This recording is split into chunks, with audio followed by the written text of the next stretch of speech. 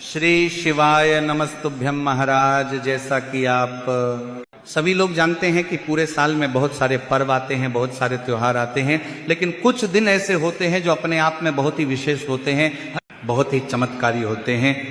उन्हीं में से एक दिन होता है बसंत पंचमी का दिन।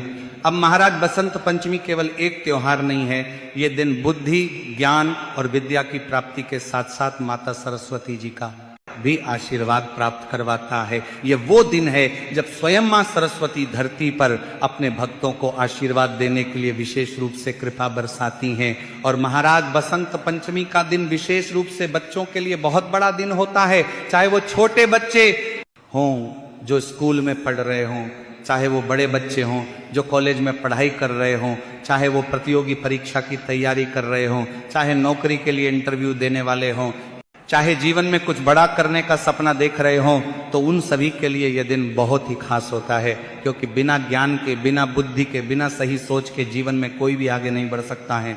इसीलिए महाराज, माता सरस्वती जी वही देवी हैं जो हमें बोलना सिखाती हैं, लिखना सिखाती हैं, समझना सिखाती हैं, सोचने की शक्ति देती हैं।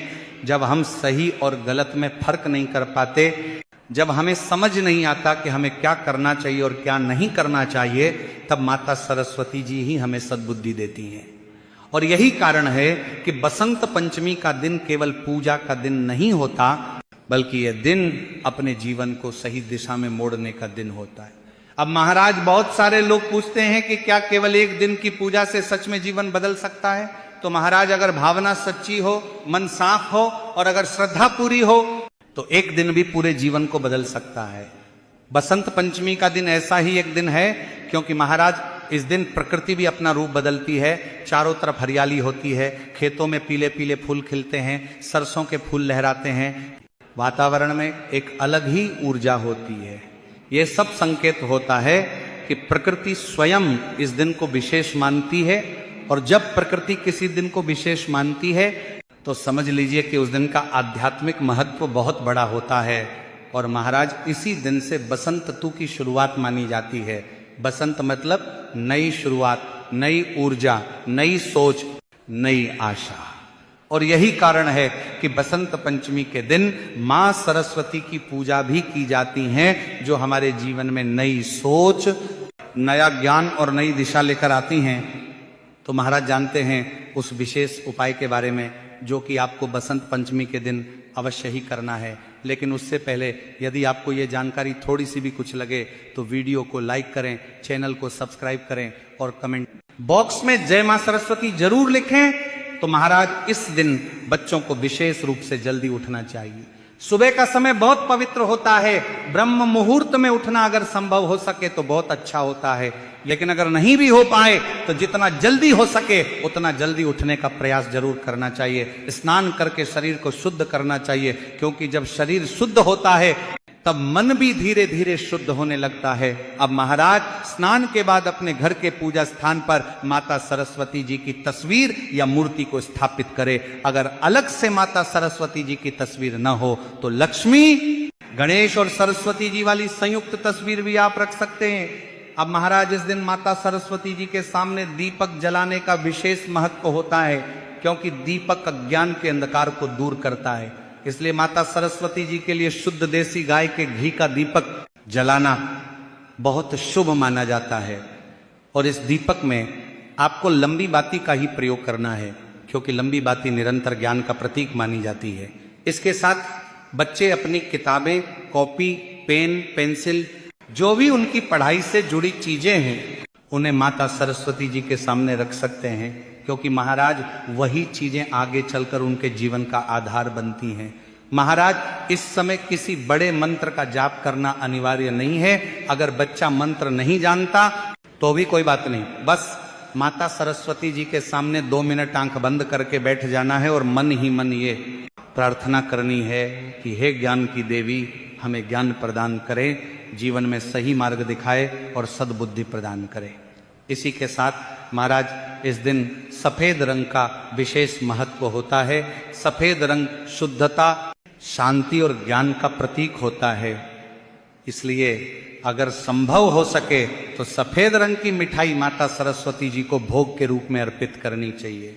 घर में बनी हुई मिठाई हो तो और भी अच्छा, क्योंकि उसमें आपके भाव जुड़े होते हैं। अब महाराज, अब जब बसंत पंचमी केवल घर में बैठकर पूजा करने का ही दिन नहीं है, बल्कि यह दिन कर्म करने का भी दिन है। यह दिन अपने बच्चों के भविष्य के लिए, अपने ज्ञान के लिए, अपनी बुद्धि के लिए विशेष उपाय करने का दिन है।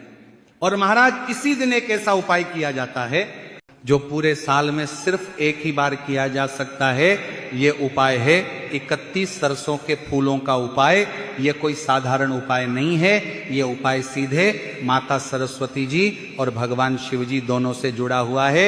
यही कारण है कि इस उपाय का प्रभाव बहुत तेज होता है और इसका फल भी बहुत गहरा होता है।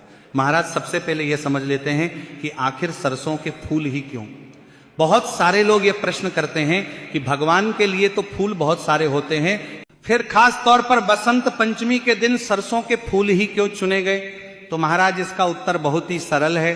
सरसों का फूल बसंत छतु का प्रतीक होता है। जब बसंत आता है तो सबसे पहले जो फूल धरती पर अपनी उपस्थिति दर्ज कराता है वह होता है सरसों का फूल।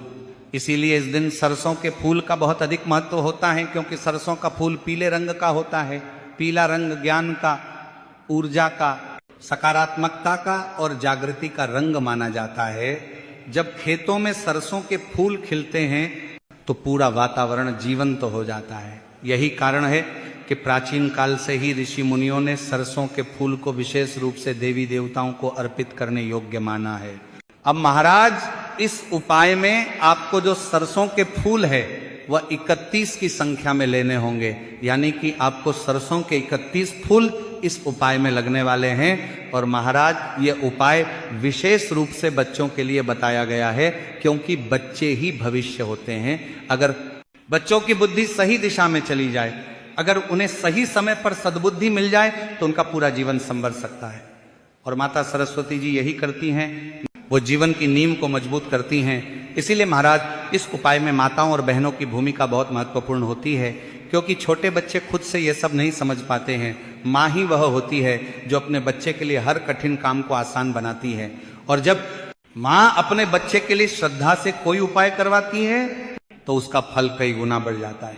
तो महाराज, बात करते हैं कि सरसों के फूल आखिर लाने कहाँ से हैं। बहुत सारे लोग यही सोचकर परेशान हो जाते हैं कि हमें सरसों के फूल कहाँ मिलेंगे। तो इसमें परेशान होने की कोई जरूरत नहीं है। बसंत पंचमी का समय ही ऐसा होता है जब चारों तरफ सरसों के फूल आसानी से मिल जाते हैं। अगर आप गांव में रहते हैं तो गेहूं के खेतों के आसपास आपको पीले पीले छोटे फूल जरूर दिखाई देंगे, वही होते हैं सरसों के फूल। अगर आप शहर में रहते हैं तो आप सब्जी मंडी में, फूल मंडी में या किसी जान पहचान वाले के जरिए भी सरसों के फूल मंगवा सकते हैं। कई जगह लोग खुद अपने घरों में भी सरसों उगाते हैं। अब महाराज, 31 फूल ले आने के बाद उन्हें घर पर साफ सुथरे स्थान पर रख